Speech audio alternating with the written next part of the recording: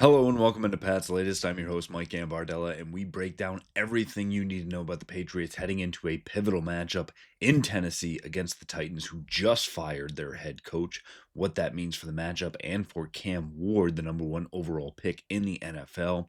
Is Drake Maye actually in the MVP conversation already? Is there a player on the defensive side of the ball that could help the Patriots right now? And where do the Pats rank overall in the NFL power rankings?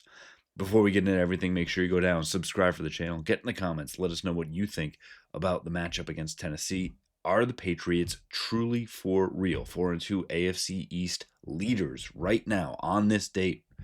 Is that going to hold up? Can they hold off the Buffalo Bills? Are they a playoff team? So many things to discuss.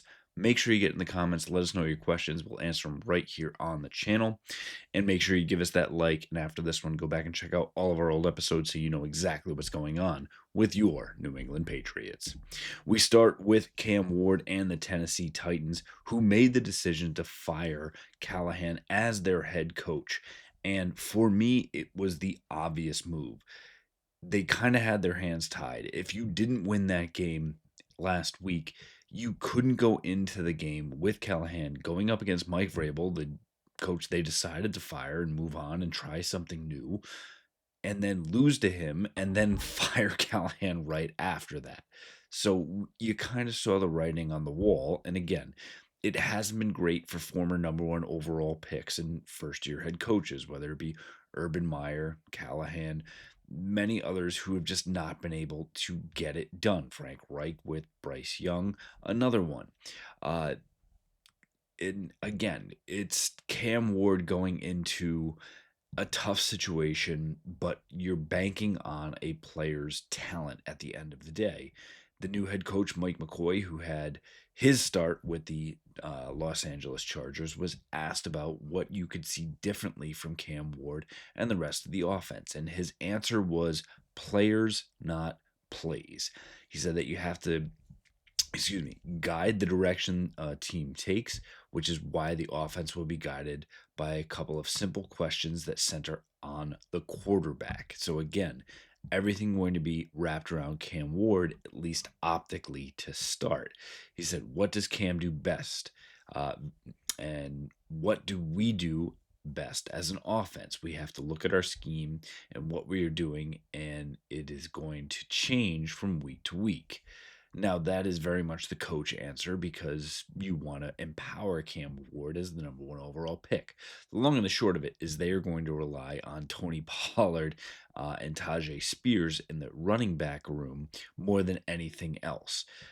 Alec Mayor, Calvin Ridley may not even be healthy for the game.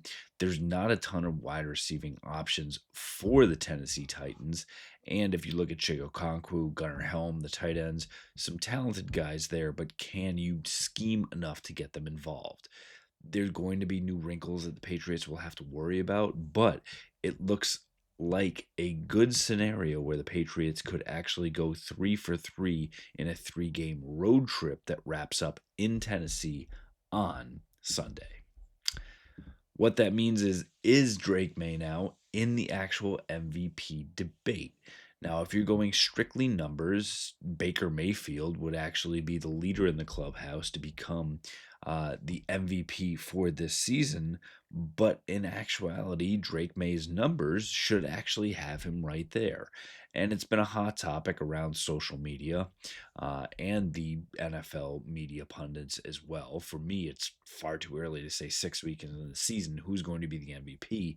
There's far too much to shake out. Does Lamar Jackson come back and absolutely run the table? Does Josh Allen figure it out yet again and come back into play? Does Jared Goff rip off win after win? There's too many untangibles to figure out at this point. But Drake Maye was asked about it in his media hits on Tuesday, and his response in the most Drake Maye way possible, and the UNC kid saying, shoot, we got too much work to do.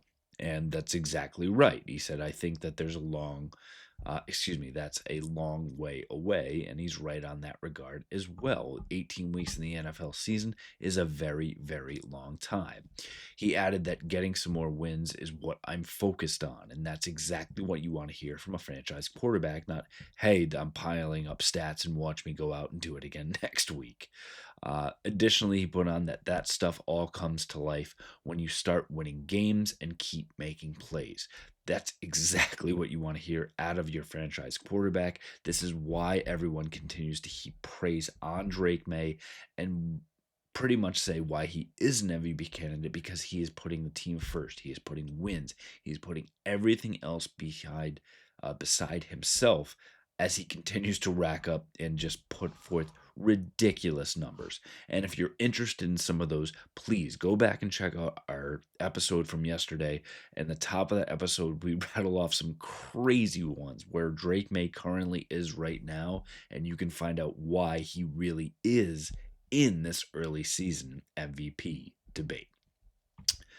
We also add a repeat, but not because we're just recycling it, but because this is actually back on the table again, as CJ Gardner-Johnson, who was cut early in the season by the Houston Texans, picked up on the Ravens practice squad, has been announced that the Ravens actually are releasing him again. Now, the Patriots and Mike Vrabel and Elliott Wolf have long said that they will be in for anything that could help their football team. Now, with the injury to Jalen Hawkins and seeing what Kyle Duggar is doing out on the field in a starting role, could the safety upgrade actually be something that they should look at? With Gardner Johnson's agent saying that the Ravens officials and Kevin O'Connor came to an amicable mutual decision for Gardner Johnson to come off of the practice squad, saying after the Ravens traded for the safety, we were looking for a clearer path to play. That's what the Patriots will offer you right now because they have the need for it. Trey Woodson has been absolutely amazing, the Cal safety in the third round. But you need more from that safety position. For me, this is something the Patriots definitely should look at and should make an offer. And whether it's practice squad, and the Patriots do have an open position. They have been cycling through the tight end position, trying to find some opportunities there. But again, if you're looking for an opportunity to improve your team right now, CJ Gardner Johnson is that person to actually step in and be able to not only make an impact, but potentially start within the next few weeks and make a difference for winning games for the Patriots, which is the name of the game. And finally, we look at the NFL power rankings and where the Patriots slot in for a lot of these. USA Today putting the Patriots at 13, Yahoo Sports at 10, Bleacher Report 12, CBS Sports going inside the top 10 at number 9, The Athletic at 14, the NFL slotting the Patriots in at number 16. Now, right now, week 6 in the NFL, going into week 7, a lot of this stuff is jumbled together.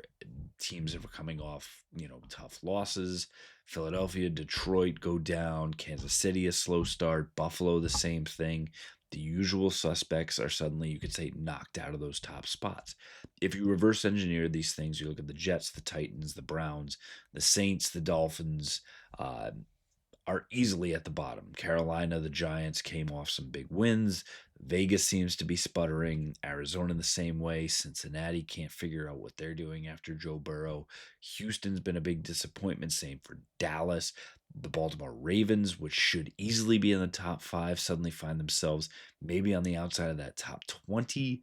The Atlanta Falcons picked up a big win, but are they ready to hit that upper echelon? Same for the Chicago Bears, which knocked off the Washington Commanders, which should be in the top 10, but now find themselves probably sitting in the top 15.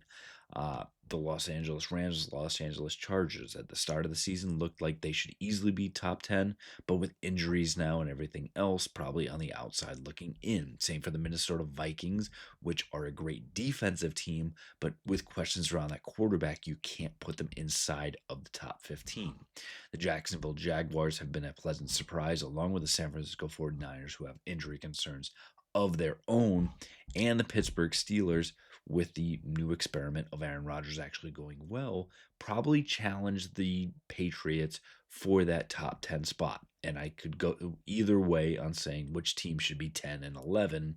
For me, Steelers beat the Patriots, put them at 10 right now. If you're looking at the rest of the 9 through 1 for me on this Wednesday in October, the Seattle Seahawks, which just continue to find ways to win. The Denver Broncos, same thing, going to London, knocking off the Jets. That defense is for real. The Indianapolis Colts, the surprise of all surprises, Daniel Jones getting things done. Let them keep going until they start losing. The Buffalo Bills, yes, have had 2 losses, but again, that team too talented to be outside of the top 10. The Kansas City Chiefs, for me, pushing way up when you have Patrick Mahomes, for me, and again, getting Rashee Rice back this week, put him at number 5 and probably have a higher ceiling than that. Green Bay Packers with a ton of talent. The Tampa Bay Buccaneers, which a lot of people are putting at number 1 already. The Philadelphia Eagles have a ton of problems and issues to figure out, but that's because they have too much talent and not enough identity for that team. They did the same thing last year and won the Super Bowl. Keep them rolling forward. And for me, the Detroit Lions, yes, you lost to the Kansas City Chiefs, but you lost to a top 5 team, and you have the talent to make up for it and a schedule that should hopefully help that out as well. So again, a lot of unknowns for the NFL and where it's going to shake out, but it makes for a lot of interesting conversation for us moving forward. For that, make sure you go down, subscribe for the channel. We'll get you the latest info for it. Get in the comments. Let us know what you think should be the true NFL power rankings. Who should be in the top 5? Where should the Patriots be? Do they need to pick up CJ Gardner-Johnson? Is Drake Maye actually an MVP candidate? And what is your prediction for the Titans game on Sunday? Again, make sure you go back, give us that like, go back and check out all those episodes, including all of the Drake Maye info and stats you can impress your friends with. It's all on our last episode, and we'll continue to have it rolling right here for you and bring you all your Patriots news. Fight on, Foxborough.